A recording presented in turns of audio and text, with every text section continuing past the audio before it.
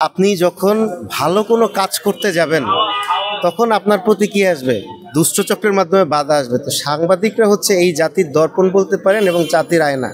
আপনারা যখন বস্তুনিষ্ঠ কোনো কাজ করতে যান তখন স্বাভাবিক একটা দুষ্টচক্রের কিন্তু টার্গেটে আপনারা পরিণত হন এবং এর দুষ্টচক্রের টার্গেটের বলি কিন্তু আপনি যদি শুরু করেন সাগররুনি থেকে শুরু করে আজকের এই তুহিন ভাই, এছাড়া গাজীপুরে আরেকটা ঘটনা ঘটেছে, ওনার শরীর থেতে দিয়েছে, উনি এখনও হসপিটালে আছে।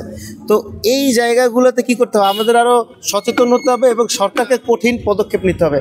আপনারা দেখেন যে সাগররুনি হত্যাকাণ্ডের বিচার কিন্তু এখন পর্যন্ত হয় নাই।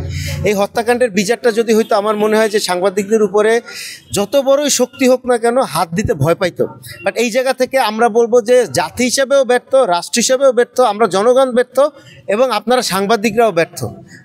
ওই দিন আমরা একটা জিনিস আপনাদের বারবার বলেছি যে সাগররুনি হত্যাকাণ্ড, এই যে আজকে তুহিন ভাই হত্যা হলো, এদের বিচারের দাবিতে প্রত্যেকটা সংবাদপত্র, প্রত্যেকটা টেলিভিশনে এমনি প্রতিদিন একটা করে নিউজ হওয়া উচিত, যাতে এই চাপে, আপনাদের চাপে সরকার বাধ্য হয় এই যে হায়েনাগুলো আছে ওদের ধরে অতি দ্রুত, মনে করেন যে দ্রুত বিচার আইন বা ট্রাইব্যুনাল একটা গঠনের মাধ্যমে তাদের শাস্তি প্রদান করার জন্য।